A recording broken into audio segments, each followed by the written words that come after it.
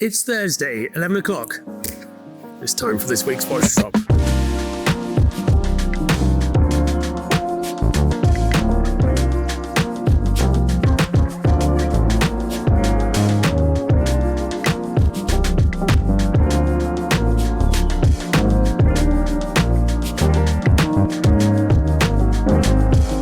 This week we're going to focus on innovation in watchmaking.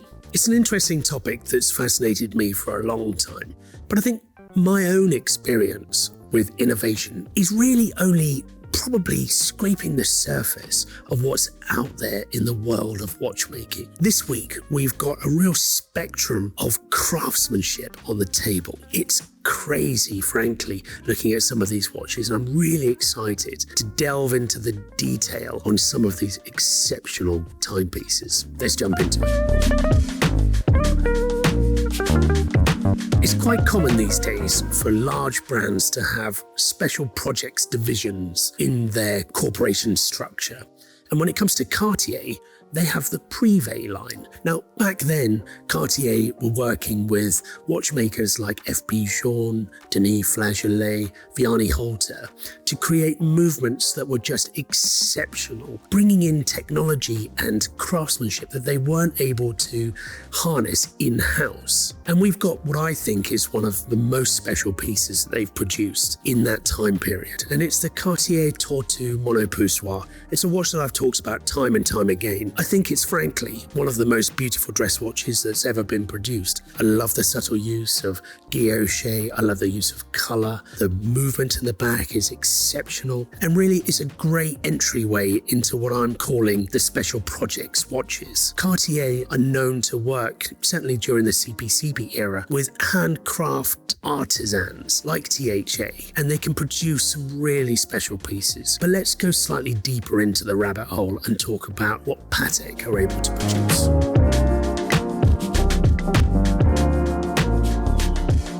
Now, Patek Philippe have a special projects division known as Rare Handcrafts, and they work with artisans such as Anita Porcher to create not just enamel projects, but also very, very high-end watchmaking. Some of these creations are the absolute pinnacle of watchmaking, not just in Patek, but across watchmaking, full stop. What we have on the table this week represents just a small component of rare handcrafts. It's probably the most accessible rare handcrafts Patek you can find, but actually one of the most useful. The World Timer is just a brilliant watch. It's one that I've owned personally and have really enjoyed. You get to see that beautiful Rare Handcrafts Cloisonné Enamel dial, representing probably only half of the real estate on the dial, but really it packs such a punch. The use of blues and greens when they catch the light just sings. When you really understand what goes into creating these dials, you develop a real sense and appreciation for how difficult it is to produce. Cloisonné Enamel has such a high failure rate due to the fact that these dials are painted with little coloured glass particles fired and then done that again and again and again until you build up this composite that has such a fantastic and special overall finish. It takes so many hours of experience to be able to produce something that looks so finished like this. And if they get it wrong, it just goes in the bin and they start again. I love that. I love that this is an age-old technique that we in the modern era get to wear on our wrists and appreciate with a passing glance. But so many hours of work have gone into producing something that I think is absolutely beautiful.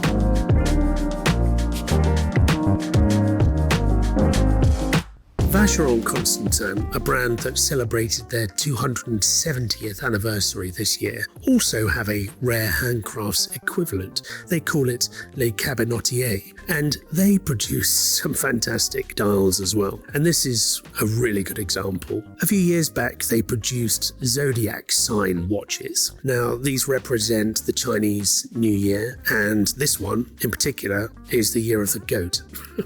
And these days, I think that's quite funny because it has that sort of dual meaning, a double entendre. Obviously, it has a zodiac sign on it, but these days, we're often referring to GOAT as greatest of all time. So I like that double meaning. But about the watch itself, it has a three-dimensional engraved goat on the front. You've also got an enamel dial behind it and an exceptionally heavy platinum case. I actually don't think many brands other than Vacheron could get away with a design like this. They really lent into it, and it's exceptional. It's the kind of thing that perhaps a modern feeling contemporary brand like Audemars Piguet might have a Marvel character on the front. Well, this is a more traditional take on that exact sort of style, but I really love it. And it's not for everyone, but I do think that if you've got a playful nature and you love hand craftsmanship, artisanal watch design, then this is a watch that you'll be interested in. What I like about these special projects is that the watch almost becomes a canvas for these artisans to play with. And I really like that. And when you're wearing something special like this Métier d'Art from Vacheron, what I want to see and be reminded of throughout the day is less about the time. It's more about the craftsmanship and what these artisans, these geniuses are able to create. I really, really enjoy that. And a gentle reminder throughout the day of that fact. It's just a lovely thing that will put you in a great mood. Now, the next watch is from Audemars Piguet, and it takes that traditional watchmaking artisan team, that special projects department, and brings it to the 21st century.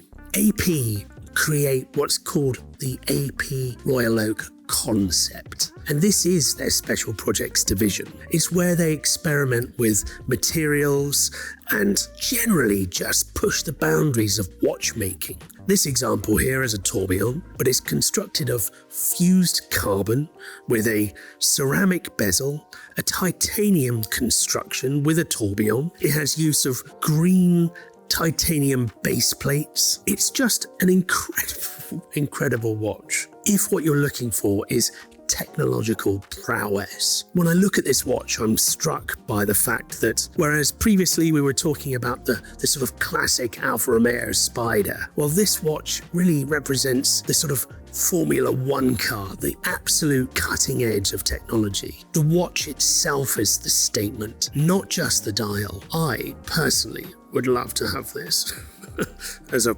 tennis watch. As a watch that you'd use to recreationally run around and not worry about it being, I don't know, damaged at all. This thing is built like a tank, but yet it feels as light as a feather. It's a real juxtaposition that I struggle to get my head around. What I love about this watch is that it might be the complete opposite end of the spectrum to these rare handcrafts construction, these watches that we've talked about from Vacheron and Patek and Cartier, but it still represents what these geniuses in Switzerland are able to create when they put their minds to it. It's a daily reminder that humans can create such wonderful things that are just breathtaking. I'd actually really enjoy to have this watch in my collection. I can't describe it. It goes pretty well with my Drake suit as well. So we've set the benchmark, we've worked our way through the spectrum, now let's get crazy. This is a Hublot Big Bang Tourbillon, a collaboration with Samuel Ross, who's a British designer in his early 30s from Brixton in London. Wow. It's an absolutely breathtaking take on simple time telling. There's no chronograph like you have on the AP concept. It's a time-only watch, but it has a tourbillon, and it's housed in a titanium cage that's almost, well, it reminds me of beekeeping, frankly. It's a sort of honeycomb structure. It's made of titanium and ceramic, but it has a pop of vibrancy that you don't get with any of these other watches. It's more of a statement than anything I've probably ever worn on my wrist. It's big, it's not for the faint-hearted. Just like the AP concept, it does represent a skill, a craft that you don't see every day, and one that absolutely is designed to draw people's attention. When you look at this watch as an object, there's no denying that it's a Hublot. They've really lent into their brand identity. And in the same way, you can look at this and you can see that octagonal shape, and it speaks and sings Audemars Piguet. You can see the Patek Calatrava, and that absolutely has to be none other than a Patek Philippe. These watches are really leaning into what they've defined themselves as their brand. This would have easily been a six-figure watch when it came out only a few years ago, and that's a result of the amount of effort and R&D that goes into creating these things. The benefit of the pre-owned market is that it's now a fraction of that price, and although it's absolutely in the condition that it left Geneva, I think it's now absolutely a bang-on value proposition that could be snapped up by someone that would never have thought about buying it in the first-hand market. So this is high watchmaking, really avant-garde design, but actually at a quite accessible price point.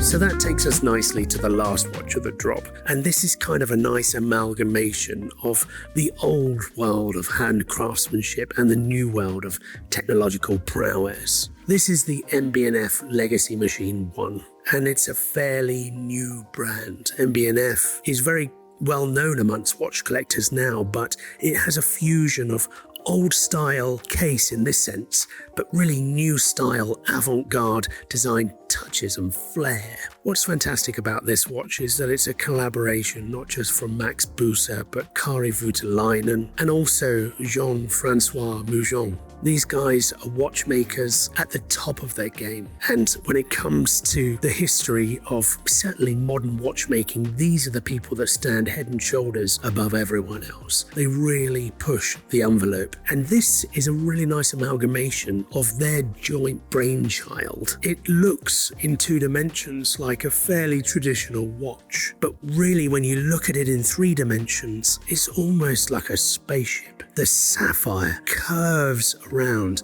to give you that, I guess, the real estate to have that balance wheel spinning away throughout the day like it has its own life. I'm a sucker for dual time zone watches, and this is a really lovely symmetrical design that gives you the ability to track your home time zone and a travel time zone too. But you've got enough real estate left over to see what I think is just a brilliant, subtle use of hand-carved, engraved, sunburst, bare metal design. There's no Cloisonné Enamel, there's no carbon fibre or anything else in sight. You just have that beautiful, unadulterated base plate with two enamel discs sat on top, and the engine behind it, the movement brought right to the front to tell you and remind you out throughout the day that it's a watch that's working away on your behalf.